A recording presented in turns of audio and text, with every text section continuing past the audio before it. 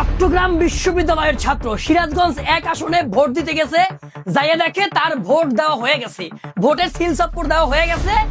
বিএনপির যে এজেন্ট সে বলতেছে ব্যাপারটা আর বাড়াইয়েন না।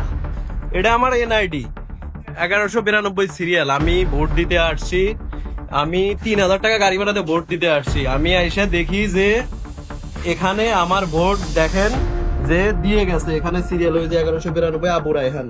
আমি স্বয়ং এখানে উপস্থিত, কিন্তু আমি ভোট দিতে পারতেছি না। দেখে স্লিপটা থেকে যেখানে ভোট কাটা হয়েছে সেখানেও ভোট মানে দিয়ে দিছে 1192 সিরিয়াল।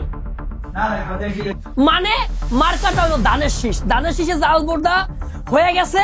চট্টগ্রাম বিশ্ববিদ্যালয়ের ছাত্র যখন প্রতিবাদ করতে গেছে, যেই বিশ্ববিদ্যালয়ের ছাত্ররা হাসিনারা নামাইছে, সেই বিশ্ববিদ্যালয়ের ছাত্ররা প্রতিবাদ করতে গেছে, বিএনপির এজেন্ট বলতেছে ব্যাপারটা আর বাড়াইয়েন না।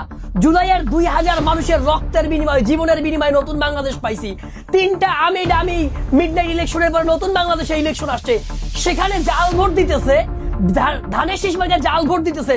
চট্টগ্রাম বিশ্ববিদ্যালয়ের ছাত্র যখন তার ভোটটা দিতে পারলো না, 2500-2600 টাকা ভাড়া দিয়ে ভোট দিতে গেছে, যখন প্রতিবাদ করতে গেছে, তখন বিএনপির এজেন্ট বলতেছে ব্যাপারটা আর বাড়াইও না।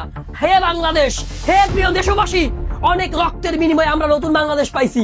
সেই দেশে যদি আপনার ভোট এইভাবে জাল ভোট হয়ে যায়, তাহলে কি আপনি প্রতিবাদ করবেন না? ভাইগুলোকে বলছি দালালি বন্ধ করেন, প্রতিবাদে অংশগ্রহণ করেন। যদি আপনারা প্রতিবাদে অংশগ্রহণ নাও করেন, আমরা আমাদের প্রতিবাদ জারি রাখবো। প্রত্যেকে ভিডিওটি শেয়ার করবেন এবং লাইক দিয়ে পরবর্তী ভিডিও পাওয়ার জন্য এই পেজটি ফলো করবেন। আমরা লড়ছি, আমরা লড়ে যাবো ইনশাআল্লাহ। এই লড়াই বিজয়ের হাসি নিয়েই আমরা ঘরে ফিরবো ইনশাআল্লাহ।